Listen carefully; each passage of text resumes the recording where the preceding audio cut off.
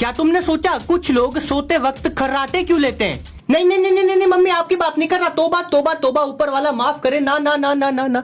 देखो, नॉर्मली जब हम सांस लेते हैं तो हवा हमारी नाक या मुंह से होते हुए गले तक जाती है और फिर विंड पाइप से होते हुए छाती तक जाती है। अब होता क्या है कि जब हम जगे होते हैं तब हमारे शरीर का हर एक मसल अच्छे से काम कर रहा होता है, कोई भी रिलैक्स कंडीशन में नहीं होता। पर जब हम सोते हैं तब हमारे मसल रिलैक्स हो जाते हैं, मतलब गले के भी मसल रिलैक्स होंगे। इसकी वजह से जहाँ से हवा जाती है वो जगह थोड़ी सिकुड़ जाएगी। अब होगा ये कि जब हवा अंदर आएगी तो वो जगह कम होने की वजह से यहाँ प्रेशर बनाएगी और प्रेशर की वजह से ये रिलैक्स मसल धुड़ धुड़ वाइब्रेट होने लगेंगे और बस जनरेटर चालू। मम्मी यार